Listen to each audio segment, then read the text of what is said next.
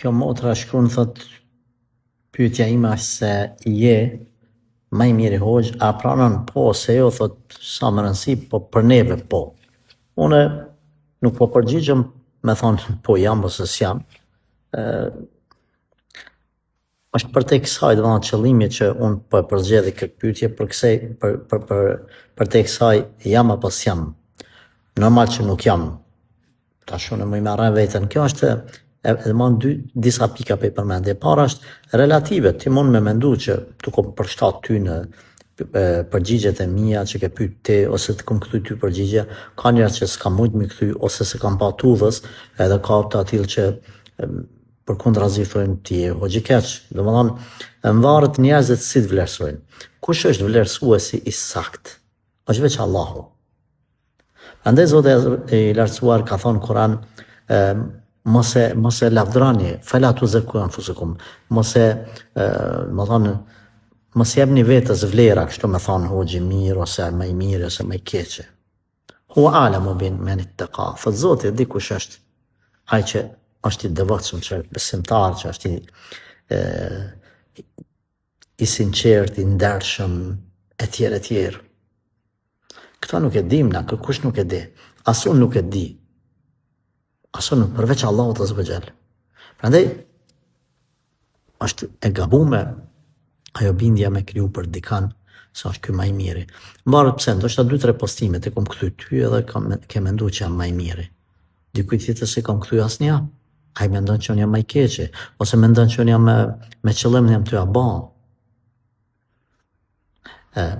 Pastaj me çka po më lërson ti? Unë një vetën tim më mirë se sa çdo kush tjetër. Po ashtu ju këshilloj që Allahu është ai që i ka vendosur standardet për të qujtë dikush i mirë ose i keq. Edhe ato standarde janë ekskluzive vetëm prej ti dhe vetëm ai i vlerëson.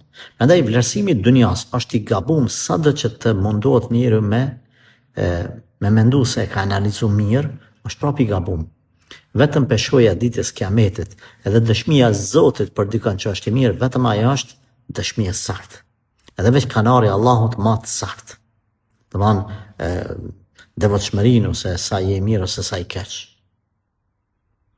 Tjetra, edhe nëse për një met dikush sipas tij është i mirë, është e udhës, është e pëlqyer me bile dhe obligume, mos mi thonë në sy njeriut.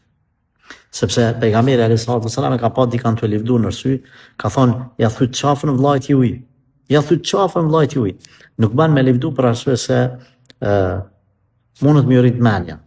Nëse zgaboj Abdullah ibn Mas'udi ka dalë një prej shtëpisë po presin disa njerëz për me marrë dije dhe po ecin mas tij.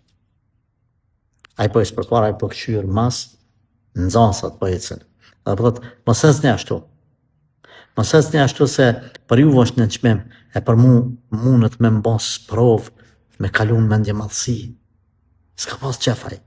Edhe këto, kur i lëvdani njerëzit në arsye, mund me kalu kjo në sprovë për njerën, mendje madhësi. Prandaj edhe nëse thojza, do të ishte vërtet ti që po thu, nuk bën me i thonë njerit në sy.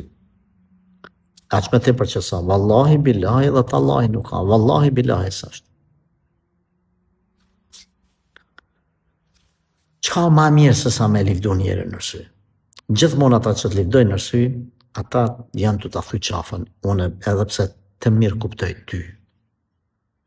Shumë mund t'jesh i sinqert ose e sinqert, po të mirë kuptoj. Por, ma mirë se sa kjo është që me bo doa ti për mu, tinza.